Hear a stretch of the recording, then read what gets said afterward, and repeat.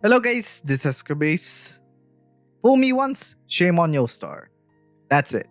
So, contrary to what I said like 2 days ago, it seems they wanted to get her early, so this update, which is already stacked as it is, and the one that we were waiting to pull on top of that, this is gonna be a big update. So, without further ado, let's get into it.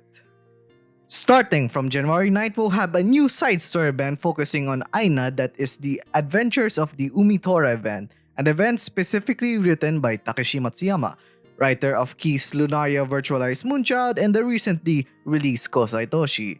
I recommend reading the former and this event, of course, and this event also has a song sung by a guest artist, so I won't spoil it on who it is, you just have to wait to find out, or when you read it, of course. Next is, of course, the release of the next entry of the main story, Chapter 5, Part 2, Act 1. As always, I won't say nor show anything about it, because preferably I want you all to experience it blind. Besides, we'll finish day 1 and you'll get to increase your character and style or memorial level. But that's all. Hope you enjoy it. Now for freebies, once again to remind you all, the selector from the New Year's gift that we got on the second day of login is only available to be used on the New Year selection recruitment in this update. So yeah. Next is the usual login bonus, 10 days for 3,000 quartz.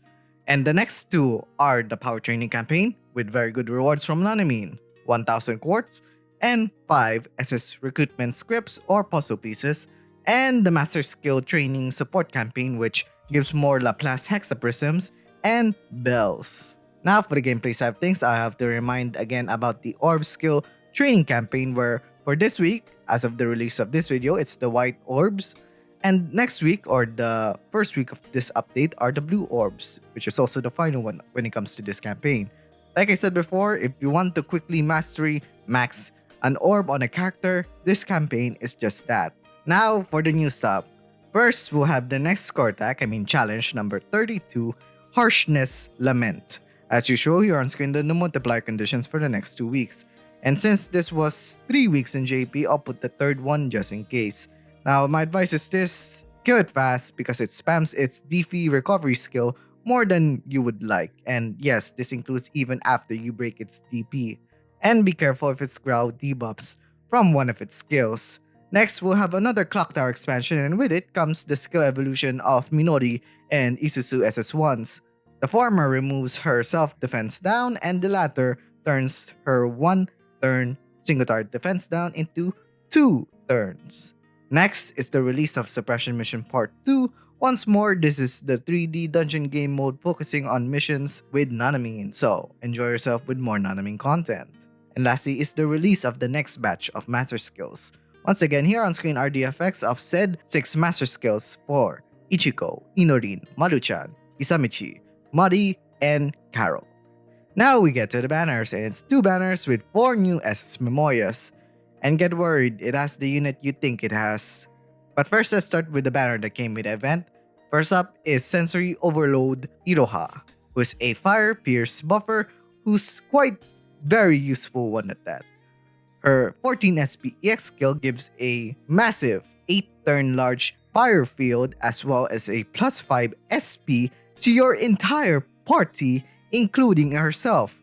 And an important detail to note is that this skill costs 0 SP if any non-fire field is up. So if you have Kura with her master skill, aka Rice Field, then you can cast this turn 1. It's awesome really.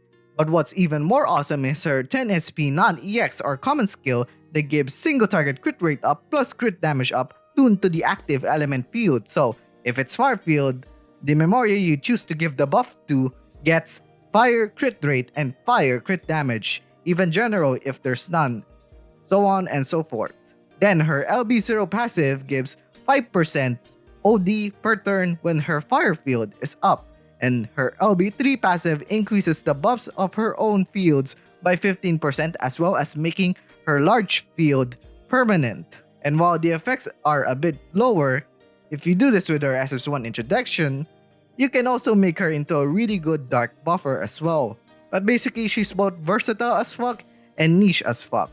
Former where she could be your universal buffer, but niche because, while that's true, she works at her very best at fire teams, especially teams where you consume SP a lot. And yeah, she's safe in the future category.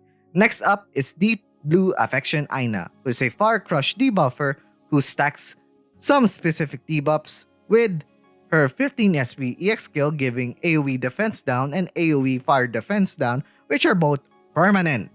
Plus, AoE recovery down by 100%, which is also permanent. Perfect counter for this SA as always with the new Memorias, but with the caveat of it being usable one time. But if you have the accessory that increases your fire skills by 1, make it 2 permanent debuffs to stack. Next is her passive skill, as she doesn't have a common active skill that amps her defense downs by 10% during overdrive, so it's really effective with her other Memorias like her SS2. Then her LB0 passive grants plus 10 OD at battle start if she's at the front line, and her LB3 cuts her costs of her skill by 2 SP during overdrive. So that's a way to potentially spam more of her skills. Overall, I think she's a very solid debuffer, but she's gonna get power crept in a month by Suit Nikaido, where instead of weaken recovery effects and minor OD increases, it's fire override for Nikaido. So, in all honesty, this Aina is so and so for the future. Now, the next banner, oh boy. Daybreak Catharsis Seika, who is a Dark Pierce healer, but actually a healer slash buffer hybrid. Her 11 SP EX skill gives 3 turn DP regen for your entire party, as well as party dark skill attack up and party mind eye, as well as giving plus 2 morale after her EX skill that came with her LB0 passive.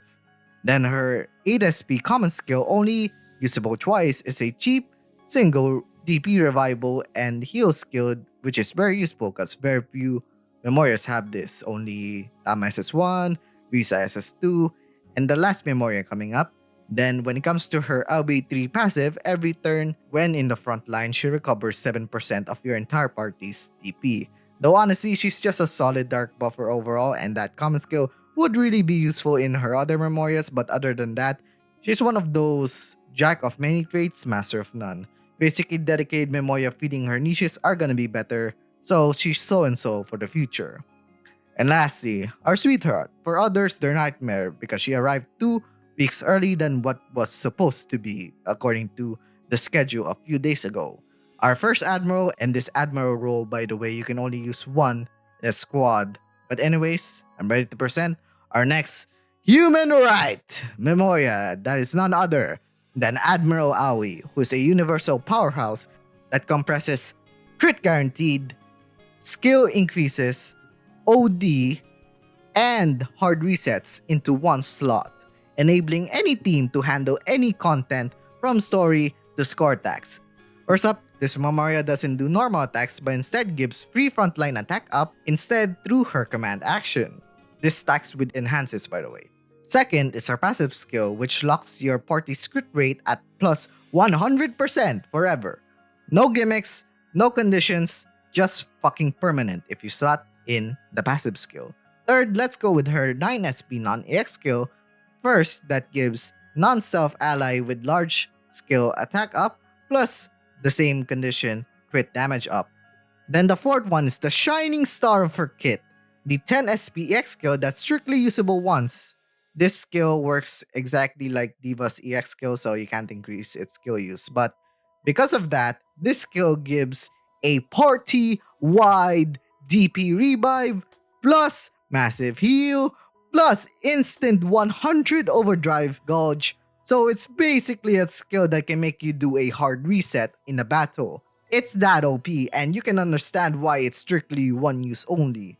Now, the last ones I have to mention are her LB0 passive, which adds plus 1 skill use to everyone, excluding limited use skills like her EX skills, of course. Then her LB1, I have to cover, where instead of the typical SP plus 1 that you see in basically every other Memoria, it makes your entire party skills permanently minus 1 SP. Then LB3 at battle start gives 1 SP to your party. This is a Memoria for both free-to-play and whales alike. A Memoria you can put on damn near any content, arguably the best utility support Memoria in the game, and dare I say, again, a human right Memoria. She's absolutely safe for the future. From an element perspective, Iroha reigns as one of the best fire buffers, arguably the best currently in JP with their skills and gimmicks, while compressing further elemental buffers into one, making her pair well with any elemental team in general. But again, she's best at fire teams.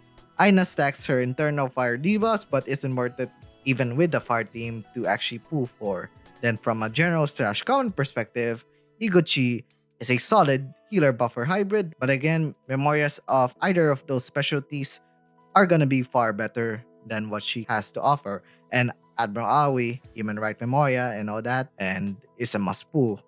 Nothing else much to say. Though as always, if you love the characters, their artworks, or want their specific abilities, feel free to ignore my advice and pull for them.